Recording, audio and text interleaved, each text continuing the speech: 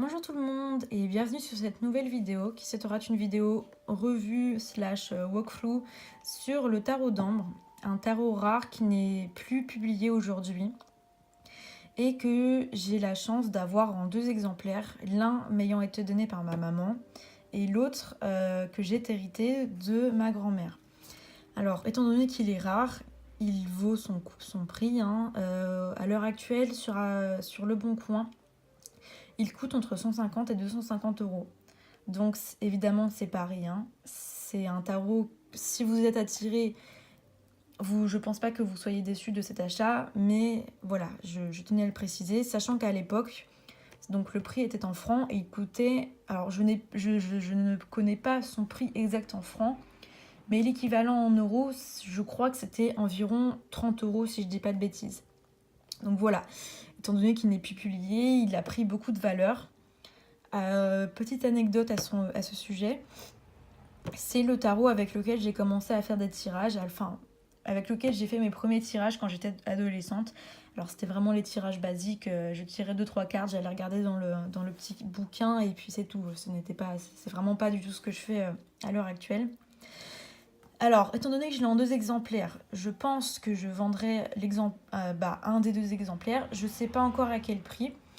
Mais du coup, si vous êtes intéressé, n'hésitez pas à m'envoyer un message. Évidemment, par contre, il sera aussi entre 150 et 250 euros. Je ne peux pas me permettre, au vu de sa rareté, de le vendre moins cher. Donc je vais en garder un, mais je ne pense pas par contre que je ferai beaucoup de tirages avec l'exemplaire que je vais garder. Parce que même si c'est un tarot qui est très beau, je ne sais pas, tout simplement, les illustrations ne me parlent pas tant que ça. Donc voilà. Alors, la boîte est très très grande. Alors oui, j'ai oublié de préciser, c'est un tarot qui est basé sur le tarot de Marseille, pas sur le Rider-Waite. Moi, je préfère le Rider-Waite, mais voilà, je tenais quand même à le préciser. Donc ouais, la boîte est quand même... Bon, j'ai des petites mains, mais elle est quand même assez grande. Au dos, il y a tout un explicatif, parce qu'en fait, apparemment, si je dis pas de bêtises, ce tarot est basé sur l'univers... je sais plus si c'est de l'auteur ou de l'illustrateur. Enfin, en tout cas, il y avait tout un univers autour, un jeu de rôle. Et ce tarot était fait pour être utilisé en complément pour le jeu de rôle. Donc voilà. Alors la boîte, elle est vide parce que j'ai tout sorti pour pas que ce soit contraignant pour moi. Je suis pas hyper fan de la boîte parce que j'ai jamais vraiment aimé ce genre de petit rabat là où on range les cartes. Je trouve que c'est toujours assez dangereux et ça risque d'abîmer les cartes à l'usure. Mais voilà. Je crois pas avoir vu beaucoup de vidéos sur YouTube sur ce tarot. C'est pour ça que j'avais envie d'en faire une.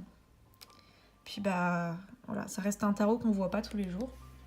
Donc voilà pour la boîte. Pour le petit bouquin qui vient avec, alors c'est vraiment très basique, surtout qu'en plus vu que c'est basé sur le tarot de Marseille, disons qu'il n'y a pas beaucoup de descriptifs. Donc voilà, pour chaque carte, il y a 1 ou 2 mots-clés, la signification dans le sens normal, la signification inversée. Disons que moi, quand je faisais mes tarots, quand j'étais gamine, ça me dérangeait pas d'avoir peu d'informations, parce que c'était vraiment pour m'amuser. Mais je pense que aujourd'hui, ce ne serait pas vraiment suffisant. Pour les arcanes majeures, il y a quand même un peu plus de descriptifs, mais... disons que ça reste léger quand même.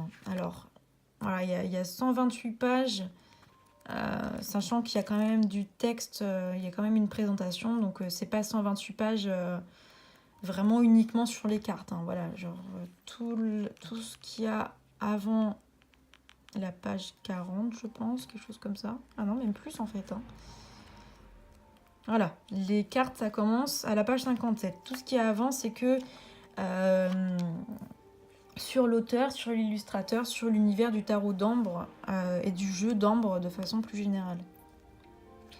Voilà. Et maintenant, les cartes. Alors encore une fois, je suis désolée, elles vont pas être dans le bon ordre. Donc là, vous avez 2 cartes, 2 cartes en supplément.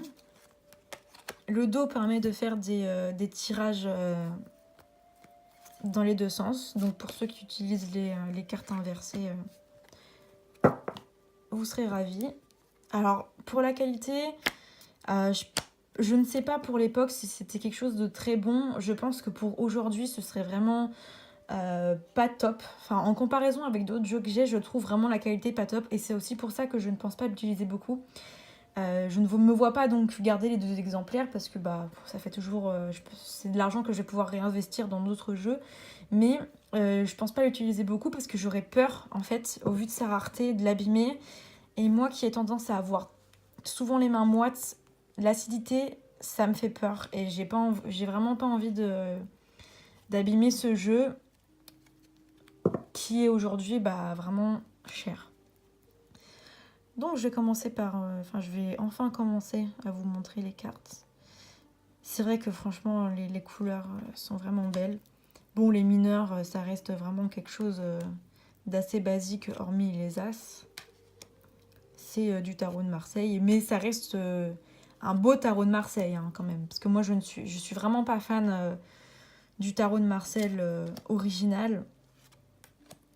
Je préfère quand même une version un peu plus sophistiquée, disons. Par contre, évidemment, je pense... Alors, je suis vraiment pas calée, encore une fois, tarot de Marseille. Hein, mais je pense qu'on perd peut-être un peu en symbolique. Ou du moins que c'est une version bah, revisitée, quoi.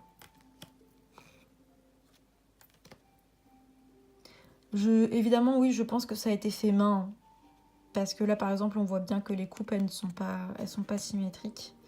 Je pense que ça a été fait main et après par ordinateur, un petit copier-coller, tout simplement. Donc ça, c'est l'as de bâton. Je ne vais pas beaucoup parler, hein, tout simplement parce que j'ai pas... C'est un tarot qui m'est quand même cher. Donc j'ai pas vraiment grand chose à dire. Surtout qu'en plus, sa rareté fait que c'est pas un tarot qui sera trouvable partout. Donc voilà, il n'y a pas vraiment de défaut, je pense. À part le livre qui est vraiment très léger et les cartes qui sont pas d'hyper bonne qualité, il n'y a pas vraiment de gros défauts.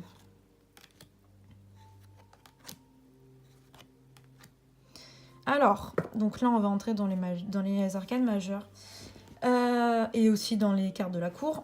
Donc chaque carte a le nom, enfin son appellation en tant que carte, mais chaque personnage a aussi un nom. Je suis pas du tout calée sur l'univers d'Ambre, donc je ne saurais pas vous dire, mais je pense que je pense que chaque personnage a une histoire et son importance, existe bel et bien en tout cas dans l'univers du jeu d'Ambre. Je vais venir un peu plus près. J'adore les créatures qu'ils ont rajoutées, je trouve. Je trouve vraiment ça très beau. Moi qui adore tout ce qui est un peu fantastique. Le seul truc en fait qui me dérange, c'est pas les couleurs, c'est vraiment le style en fait. Je sais pas, par exemple là le chat, bon voilà, il est pas très... Je sais pas, c'est juste tout simplement un style graphique au niveau des traits en fait, c'est vraiment du design dont je suis pas hyper fan.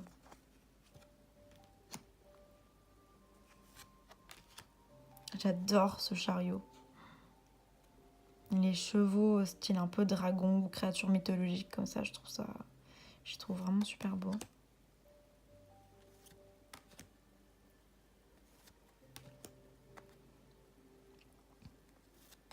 Donc ça reste un univers assez particulier. Hein.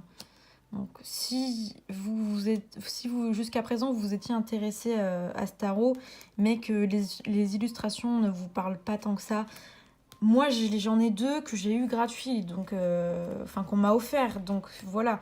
Mais je pense pas je pense pas que j'aurais acheté ce tarot en fait. Si j'avais eu les moyens, même sans ça, je pense vraiment pas que je l'aurais acheté tout simplement parce que c'est pas un univers... L'univers, je l'aime bien, mais vraiment, j'aime pas trop le tarot de Marseille. Donc, ouais, en tant que... Enfin, vraiment, c'est mon avis. Moi, je ne pense pas que je l'aurais acheté. C'est encore mes premières vidéos, hein, donc je suis désolée si j'ai un peu de mal à parler. Et je suis encore hyper bordélique. Voilà.